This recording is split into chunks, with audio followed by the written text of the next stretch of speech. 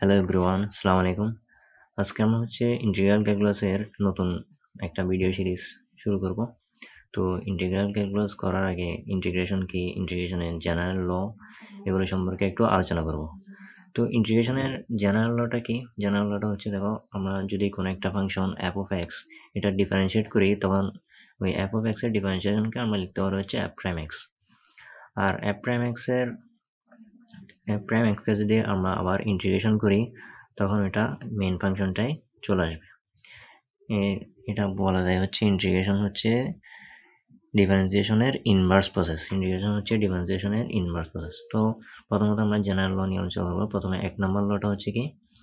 এক নম্বর লটা কোনো নির্দিষ্ট সংখ্যক ফাংশনের সমষ্টি বা পার্থক্যের ইন্টিগ্রাল সেই ফাংশনের আলাদা আলাদা আলাদা আলাদা ইন্টিগ্রালের সমষ্টি বা পার্থক্যের সমান। অর্থাৎ এখানে বলতে যাচ্ছে কোনো এক নির্দিষ্ট সংখ্যক যদি ফাংশন থাকে, এই ফাংশনগুলোর সমষ্টি অথবা পার্থক্য, এখানে যোগের পরিবর্তে বিয়োগও থাকতে পারতো। এই কোনো একটা নির্দিষ্ট সংখ্যক ফাংশনের সমষ্টি বা পার্থক্যের ইন্টিগ্রাল সেই ফাংশনের আলাদা আলাদা ইন্টিগ্রালের সমষ্টি বা পার্থক্যের সমান। অর্থাৎ এটা যদি একটা ফাংশন হয় integration of f of x dx, তো এটার হবে কি, এটা হবে এই যে ফাংশনে থাকবে ওই ফাংশনের আলাদা আলাদা ইন্টিগ্রেশনের যোগফলের সমান।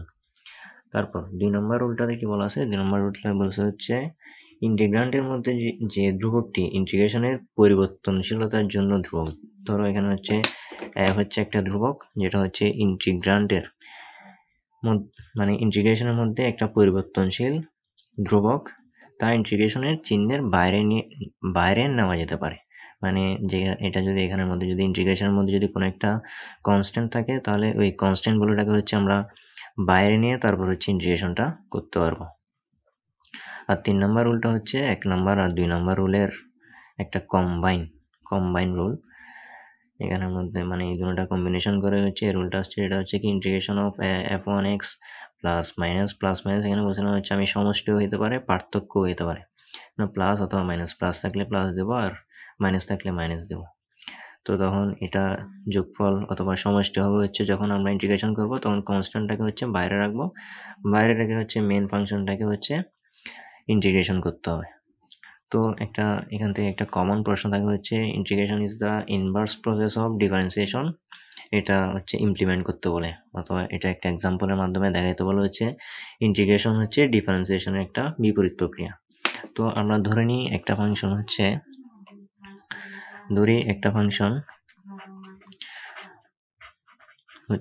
X cube plus 3x square minus 5x plus 9, এটা একটা ফাংশন। তো আমাদের কাজ প্রথমে এই ফাংশনটাকে ডিফারেন্সিয়েট করার পরে আমরা আবার এটার ইন্টিগ্রেশন করে আবার সেম ফাংশনটা আনার চেষ্টা করবো। যদি সেম ফাংশন আসে, তখন আমরা বলতে পারবো ইন্টিগ্রেশন ডিফারেন্সিয়েশনের একটা ইনভার্স প্রক্রিয়া। তাহলে প্রথমে যদি আমরা এটাকে ডিফারেন্সিয়েট করি, তাহলে এফ অফ এক্স এর ডিফারেন্সিয়েশন কি হবে? এটা এফ প্রাইম এক্স। তো ডিফারেন্সিয়েশনের যে ফর্মুলা আছে ddx of x to the power N, কোন একটা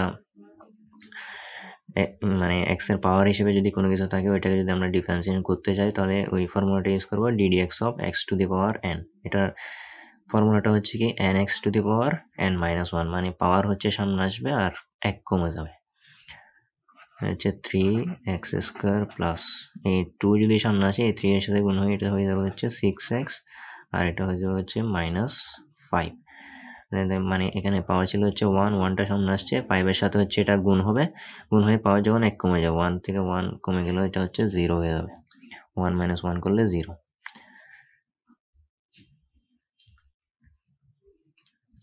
তারপর আমরা যদি এই ডিফারেন্সিয়েবল ফাংশনটাকে যদি আবার ইন্টিগ্রেশন করি, তাহলে আবার আমরা মূল ফাংশনটা পাবো।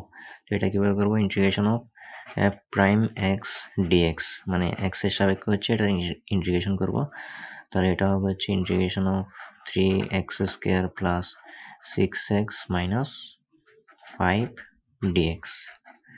তো এখন এই এফ প্রাইম এক্স ফাংশনটা যখন আমরা ইন্টিগ্রেশন করবো, তখন আমাদের একটা ফর্মুলা কাজে লাগবে integration of x to the power n. Integration of x to the power n ফর্মুলাটা কি ছিল?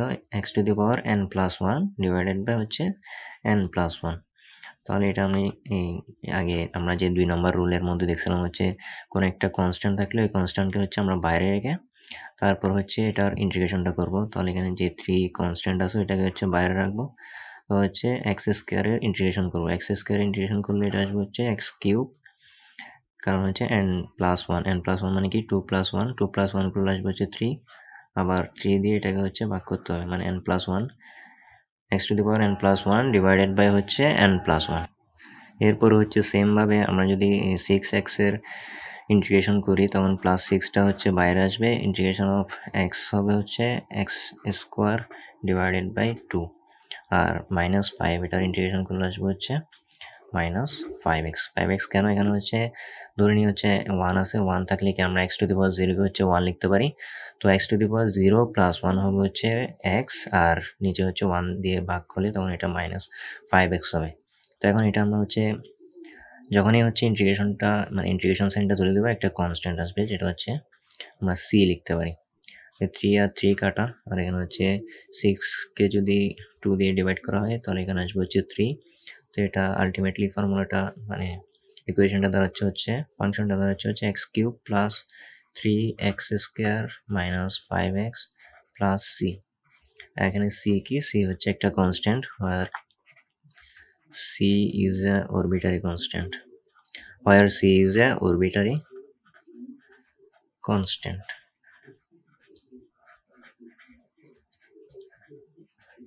তো আমরা যদি এটা একটু দেখি আমাদের মেন ফাংশনাল কি ছিল, আমার মেন ফাংশনাল ছিল হচ্ছে f of x equals to x cube plus 3x square minus 5x plus 9। এখানে 9 এর পরিবর্তে হচ্ছে c আসছে, 9 যেহেতু একটা কনস্ট্যান্ট এখানে c কেও একটা কনস্ট্যান্ট হিসেবে চিন্তা করা যায়। তাহলে আমরা বলতে পারি হচ্ছে integration is the inverse process of differentiation. তো এখন এই ইন্টিগ্রেশন বা ইন্টিগ্রাল ক্যালকুলাস করতে গেলে আমরা হচ্ছে প্রথমে ইন্টিগ্রাল ক্যালকুলাসের প্রথম চ্যাপ্টার নিয়ে আলোচনা করব, যে চ্যাপ্টার হচ্ছে ডেফিনেশন অ্যান্ড ফান্ডামেন্টাল প্রপার্টিস। তো ডেফিনেশন অ্যান্ড ফান্ডামেন্টাল প্রপার্টিস এই চ্যাপ্টারটি যদি আমরা প্রথমে আলোচনা করতে যাই তাহলে আমাদের হচ্ছে কিছু সূত্র সম্পর্কে আগে থেকে হচ্ছে ধারণা নিয়ে রাখতে হবে। তো প্রথমত এই চ্যাপ্টারের জন্য যে গুরুত্বপূর্ণ সূত্রগুলো রয়েছে এগুলো একটু করে দেখবো আমরা। এই প্রথম সূত্রটা কি, integration of x to the power n dx, মানে x to the power n এর ইন্টিগ্রেশন করলে আসবে হচ্ছে x to the power n plus one divided by n plus one. আর এখানে এন এর মানটা হচ্ছে মাইনাস ওয়ান হতে পারবে না, মানে এন নট ইকুয়ালস টু হচ্ছে মাইনাস ওয়ান। কেন, কারণ হচ্ছে এখানে যদি আমি এন এর মানটা মাইনাস ওয়ান করে দিই তখন মাইনাস ওয়ান প্লাস ওয়ান মিলে হচ্ছে জিরো হয়ে যাবে, আর 1/0 তখন ইনফিনিটি হয়ে যাবে।